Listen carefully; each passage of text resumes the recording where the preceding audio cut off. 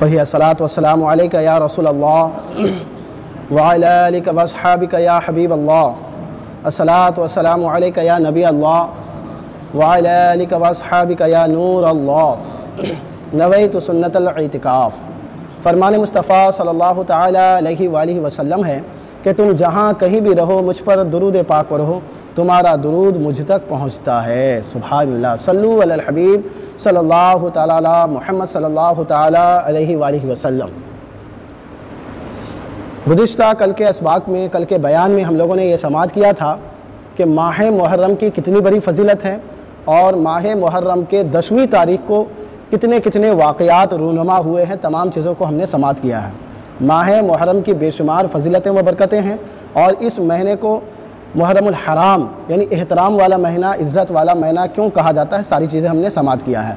آج کے اس بیان میں، مختصر سے بیان میں، ہم اہل بیت اطہار کے فضائل، اس کے برکات کو سماعت کریں گے، یعنی حضور صلی اللہ علیہ وسلم کے جو آل ہیں، وہ اولاد ہیں، اہل بیت اطہار ہیں، ان کی فضیلتوں اور برکتوں کو سماعت کریں گے۔ دیکھیں، بہت سارے نبی اس دنیا میں تشریف لائے اور سب نے دعوت تبلیغ کا کام انجام دیا۔ حضرت نوح علیہ السلام نے بھی تبلیغ کا کام کیا، حضرت ابراہیم علیہ السلام نے، حضرت اسماعیل علیہ السلام نے، حضرت یوسف علیہ السلام نے، جتنے بھی انبیاء و مرسلین نے اپنے قوم کے لوگوں کو اسلام کی دعوت پیش کی، کسی نے بھی اپنے قوم سے اس کے بدلے میں معاوضہ، پیسہ، دھن دولت نہیں طلب کیا، کوئی بھی نبی نہیں۔ حضرت لوط علیہ السلام بھی نہیں، حضرت یعقوب علیہ السلام بھی نہیں، کسی بھی نبی نے یہ نہیں کہا ہو کہ اے لوگوں، میں نے تمہارے لیے بہت ہی محنت کی، مشقت کی، تم تک دین پہنچایا، اسلام پہنچایا، اس کے بدلے میں مجھے کچھ عطا کرو۔ سب نے یہی کہا، اس کا اجر تو اللہ تعالیٰ کے پاس ہے، اس کا اجر تو اللہ تعالیٰ کے پاس ہے، جو بھی اجر دے گا اس کا اجر اللہ تبارک تعالیٰ ہی دے گا۔ لیکن جب بات آتی ہے ہمارے آقا کریم صلی اللہ علیہ وسلم کی کہ انہوں نے بھی دین ہم تک پہنچایا، ہم تک اسلام پہنچایا، تو اللہ تبارک و تعالیٰ نے ان سے فرمایا، اے نبی تم لوگوں سے کہو قُلْ لَا أَسْأَلُكُمْ عَلَيْهِ أَجْرًا إِلَّا الْمَوَدَّةَ فِي الْقُرْبَى۔ اس کا مطلب یہ ہوتا ہے کہ اے نبی تم فرما دو کہ اے لوگو، میں تم سے اس کے بدلے میں کوئی چیز نہیں طلب کرتا مگر یہ کہ تم میری قرابت داروں سے، میرے اہل بیت اطہار سے محبت کرو۔ یعنی ہمارے آقا کریم صلی اللہ علیہ وسلم نے ہمارے لیے بہت ہی محنت کی، مشقت کی اور ہمارے لیے اسلام کو ہموار کر دیا، دین ہم تک پہنچایا، بہت ہی مشقتیں جھیلی، پریشانیاں اٹھائی، لیکن اس کے بدلے میں اللہ کے رسول صلی اللہ علیہ وسلم نے ہم سے نہ پیسے مانگا، نہ دولت، کوئی چیز نہیں۔ ہاں، ایک چیز جو بحکم ہی تعالیٰ اللہ کے رسول صلی اللہ علیہ وسلم نے مانگا وہ یہ ہے، قُلْ لَا أَسْأَلُكُمْ عَلَيْهِ أَجْرًا إِلَّا الْمَوَدَّةَ فِي الْقُرْبَى، کہ میں تم سے اس کے بدلے میں صرف اتنا ہی مانگتا ہوں کہ تم میرے اہل قرابت داروں سے، میرے رشتہ داروں سے، میرے اہل بیت اطہار سے محبت کرو۔ اور وہ اہل بیت اطہار کون کون ہیں؟ وہ ہے حضرت علی ہے، حضرت فاطمہ ہے، امام حسن ہے اور امام حسین ہے، یہ اہل بیت اطہار ہیں۔ اور یہ اہل بیت اطہار یہ وہ پاکیزہ گھرانہ ہے جن کے متعلق متعدد دفعہ اللہ تبارک و تعالیٰ نے قرآن پاک کے آیتیں نازل فرمایا ہے، متعدد دفعہ۔ اور اللہ کے رسول صلی اللہ علیہ وسلم نے حجت الوداع کے موقع پر جب آپ صلی اللہ علیہ وسلم اپنے آخری حج فرما رہے تھے، ایک ہی ہمارے آقا صلی اللہ علیہ وسلم نے حج ادا کیے ہیں، آخری حج کے موقع پر آپ صلی اللہ علیہ وسلم نے لوگوں کو جمع کیا اور ایک بہترین خطبہ دیا، جہاں واضح و نصیحت کے بہت ساری باتیں آپ صلی اللہ علیہ وسلم نے کی۔ وہیں پر آپ صلی اللہ علیہ وسلم نے تمام لوگوں سے یہ کہا، اے لوگو، میں تمہارے درمیان دو چیزیں چھوڑ کر کے جاتا ہوں، اگر تم ان کو مضبوطی سے تھام لوگے تو تم راستے پر رہو گے، راہ حق پر کے رہو گے، اور اگر ان کو مضبوطی سے نہیں تھامو گے، چھوڑ دو گے تو پھر راستے سے بھٹک جاؤ گے۔ وہ دو چیزیں کیا ہیں؟ پہلا تو یہ ہے کہ قرآن ہے، اور دوسرا یہ ہے کہ میرے اہل بیت اطہار ہے، یعنی میری آل ہے، میری اولاد ہے۔ تم قرآن کو بھی مضبوطی سے تھام کر کے رکھنا، ان پر بھی تم عمل کرنا، اور دوسرا یہ ہے کہ میری آل، میری اولاد سے محبت کرنا، ان سے الفت کرنا، پیار کرنا، ان سے انسیت کرنا۔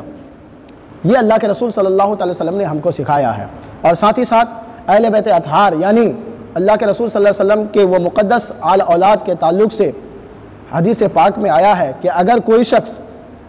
اہل بیت اطہار سے محبت کرتا ہے، رسول پاک صلی اللہ علیہ وسلم کی آل سے محبت کرتا ہے، تو اگر وہ مرے گا تو شہید مرے گا۔ من ماتا علی حب آل محمد ماتا شہیدن، جو شخص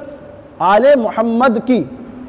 محبت میں مرا تو وہ شہید مرا۔ اور ایک دوسری حدیث پاک میں آتا ہے کہ اللہ کے رسول صلی اللہ علیہ وسلم نے فرمایا من ماتا علی حب محمد آل محمد ماتا اہل سنت والجماع، کہ جو شخص آل محمد کی محبت میں مرا تو وہ اہل سنت والجماعت پر مرا، یعنی اہل سنت والجماعتی ہو کر کے مرا۔ اور ایک حدیث پاک ہے جس میں اللہ کے رسول صلی اللہ علیہ وسلم نے ارشاد فرمایا من ماتا علی حب آل محمد جعل اللہ قبرہ مزارا للملائکۃ الرحمہ، کہ جو شخص آل رسول کی محبت میں مرا تو اللہ تبارک و تعالیٰ اس کی قبر کو رحمت کے فرشتوں کے لیے مزار بنا دے گا۔ یعنی اہل بیت اطہار سے محبت کرنے کا انعام و اکرام ہے کہ اگر آپ اہل بیت اطہار سے محبت کرتے ہیں تو آپ شہید کا درجہ، آپ مومن ہو کر کے مرتے ہیں، یا پھر یہ ہے کہ اللہ تبارک و تعالیٰ فرشتوں کے لیے آپ کی قبر کو مزار بنا دے گا، رحمت کے فرشتوں کے لیے آپ کی قبر کو مزار بنا دے گا۔ اور جو شخص اہل بیت اطہار سے محبت نہیں کرتے، رسول پاک کی آل سے محبت نہیں کرتے ہیں، اس کے بارے میں اللہ کے رسول صلی اللہ علیہ وسلم نے ارشاد فرمایا من ماتا علی بغض آل محمد ماتا کافرا، جو شخص آل محمد کے سے بغض کرتے ہوئے مرا، ان سے عناد کرتے ہوئے مرا، دشمنی کرتے ہوئے مرا تو وہ کافر ہو کر کے مرا۔ اور ایک دوسری حدیث پاک ہے جس کا مفہوم یہ ہے کہ اگر کوئی شخص اہل بیت اطہار سے محبت نہیں کرتا ہے بلکہ ان سے دشمنی رکھتا ہے، ان کے دل میں بغض ہے، عناد ہے، رسول پاک صلی اللہ علیہ وسلم کی آل سے محبت نہیں ہے، تو حدیث پاک کا مفہوم میں بتاتا ہوں کہ اللہ کے رسول صلی اللہ علیہ وسلم نے ارشاد فرمایا کہ وہ شخص خانہ کعبہ کے گوشے میں ہو اور مقام ابراہیم میں ہو اور نماز بھی پڑھے، روزہ کی حالت میں ہو، ایسے شخص خانہ کعبہ کے اندر مرے اور مقام ابراہیم میں نماز کی حالت میں مرے تو بھی وہ شخص جہنمی ہے، جنتی نہیں ہے۔ یہ اہل بیت اطہار ہے، یہ رسول پاک کا گھرانہ ہے کہ اگر آپ ان سے محبت کرتے ہیں تو مومن ہے، اگر آپ ان سے محبت نہیں کرتے ہیں تو پھر کافر ہے۔ جی ہاں، ایمان کا حصہ ہے اہل بیت اطہار سے محبت کرنا۔ اور خود ہی دیکھیے کہ اللہ تبارک و تعالیٰ نے قرآن پاک میں مودت کا لفظ ارشاد فرمایا ہے قل لا اسألکم علیہ اجرا الا المودۃ فی القربى، اے محبوب آپ فرما دیجئے کہ میں اس کے بدلے میں تم سے کوئی اجر نہیں طلب کرتا مگر یہ کہ تم میری اہل بیت اطہار سے مودت کرو، محبت کرو۔ مودت کا لفظ استعمال ہوا ہے، محبت کا لفظ استعمال نہیں ہوا ہے۔ محبت کا معنی بھی وہی محبت ہے، پیار ہے، الفت ہے، اور مودت کا معنی بھی وہی الفت اور پیار اور محبت ہے۔ جبکہ قرآن پاک کے غالباً 16واں پارہ میں محبت کا لفظ استعمال ہوا ہے وَأَلْقَيْتُ مِنِّي وَأَلْقَيْتُ إِلَيْكَ مُحَبَّةً مِنِّي، قرآن پاک میں محبت کا لفظ استعمال ہوا ہے، لیکن یہاں پر محبت کا لفظ استعمال کیوں نہیں ہوا؟ محبت اور مودت میں فرق ہے، محبت اور مودت میں فرق ہے کہ انسان اگر کسی سے محبت کرتا ہے، اگر بسا اوقات اس سے جدا بھی ہو جائے تو مر نہیں جائے گا، زندہ رہے گا۔ لیکن مودت وہ چیز ہے کہ اگر کسی سے مودت ہو جائے تو اس کے بغیر وہ زندہ نہیں رہ سکتا ہے۔ جیسے مچھلی کو پانی سے محبت نہیں بلکہ مودت ہے، پانی اور مچھلی یہ دو چیزیں جو ہے، تو مچھلی کو پانی سے محبت نہیں بلکہ مودت ہے، مچھلی پانی کے بغیر زندہ نہیں رہ سکتا۔ اسی طرح سے اہل بیت اطہار سے اگر ہم اور آپ محبت نہیں کریں، الفت نہیں کریں، انسیت نہیں کریں تو ہمارا نہ دین رہے گا نہ ہمارا ایمان رہے گا۔ اس لیے اہل بیت اطہار سے محبت کی ضرورت ہے، مودت کی ضرورت ہے۔ اور اللہ کے رسول صلی اللہ علیہ وسلم نے ایک مثال دے کر کے سمجھایا ہم کو کہ ہمارے اولاد سے محبت کی مثال ایسی ہی ہے جیسے نوح علیہ السلام کی کشتی، جنہوں نے نوح علیہ السلام کی کشتی میں بیٹھا تو وہ نجات پا گیا، اور جو شخص نوح علیہ السلام کی کشتی میں نہیں بیٹھا تو وہ ہلاک و برباد ہو گیا۔ اسی طرح سے جو شخص میری اولاد سے محبت کرے گا تو وہ نجات پا جائے گا، اور جو شخص میری اولاد سے محبت نہیں کرے گا تو وہ ہلاک و برباد ہو جائے گا۔ یہ اہل بیت اطہار کا گھرانہ ہے میرے دوستوں۔ اہل بیت اطہار کے تعلق سے متعدد مرتبہ قرآن پاک کے آیتوں کا نزول ہوا ہے۔ ایک مرتبہ کا واقعہ ہے کہ حسنین کریمین، امام حسن اور امام حسین، یہ دونوں بیمار پڑ گئے۔ کون؟ امام حسن اور امام حسین، یہ دونوں بیمار پڑ گئے، چھوٹے تھے۔ تو صحابہ کرام اور ہمارے آقا صلی اللہ علیہ وسلم تشریف لائے، ان کے گھر پہنچے، دیکھیں کہ کیا حال ہے، تو دیکھیں کہ حسنین کریمین بیمار ہے۔ تو بعض بزرگ صحابہ کرام نے فرمایا کہ اے علی کرم اللہ وجہ الکریم، آپ اپنے بیٹوں کی شفا یابی کے لیے نظر رکھیں، کوئی منت مانگیں۔ چنانچہ حضرت علی نے یہ منت مانی کہ اگر میرے دونوں بیٹے شفا پا جاتے ہیں تو میں روزہ رکھوں گا۔ چنانچہ حسنین کریمین صحت یاب ہو گئے، تو منت کے اتارنے کے لیے حضرت علی رضی اللہ تعالیٰ عنہ نے روزہ رکھا۔ کتنا؟ 3 روزہ۔ اور دیکھیے 3 روزہ رکھے تھے، لیکن حال یہ تھا کہ حضرت علی رضی اللہ تعالیٰ عنہ کے گھر میں کھانے کے لیے کوئی سامان نہیں تھے، چنانچہ آپ رضی اللہ تعالیٰ عنہ ایک یہودی کے پاس جاتے ہیں اور اس سے کچھ قرض میں آٹا وغیرہ لیتے ہیں۔ لینے کے بعد اپنے گھر میں افطاری کے وقت، پہلے دن ہے، افطاری کے وقت روٹی پکانے کا اپنے گھر والوں کو حکم دیتے ہیں۔ آپ کی اہلیہ بھی اور آپ کی کنیز فضہ بھی روزہ رکھتی ہے، یعنی کہ پورا کنبہ، پورا گھر والے روزہ رکھتے ہیں، اور آپ روزے کے حالت میں ہوتے ہیں۔ جیسے افطاری کا وقت ہوتا ہے، ایک سائل دروازے پہ آ کے دستک دیتا ہے کہ میں مسکین ہوں، بھوکا ہوں، پیاسا ہوں، مجھے کھانا کھلا دے، اللہ کی رضا کے لیے، اللہ کی خوشنودی کے لیے مجھے کھانا کھلا دے۔ چنانچہ حضرت علی رضی اللہ تعالیٰ عنہ نے اور ان کے گھر والوں نے جو بھی روٹی پکایا تھا، سارا کا سارا روٹی اس سائل کو دے دیتے ہیں اور خود بھوکے افطار کر لیتے ہیں اور پانی پر افطار کر لیتے ہیں۔ اسی طرح سے رات گزر جاتا ہے، ایک روزہ تو آپ کا یوں ہی ادا ہو گیا۔ اسی طرح سے دوسرے دن پھر جب افطاری کا وقت آتا ہے اور آپ اپنی اہلیہ کو روٹی پکانے کا حکم دیتے ہیں، روٹی بن کر کے تیار ہو جاتی ہے، اور جیسے افطاری کا وقت آتا ہے ایک سائل آ کر کے دستک دیتا ہے کہ میں یتیم ہوں، لاچار ہوں، مجبور ہوں، بھوکا ہوں، پیاسا ہوں، مجھے اللہ کی رضا اور خوشنودی کے لیے کچھ کھانا عنایت کر دیجیے۔ چنانچہ حضرت علی رضی اللہ تعالیٰ عنہ نے وہ ساری روٹی پھر اس سائل کو دے دیا،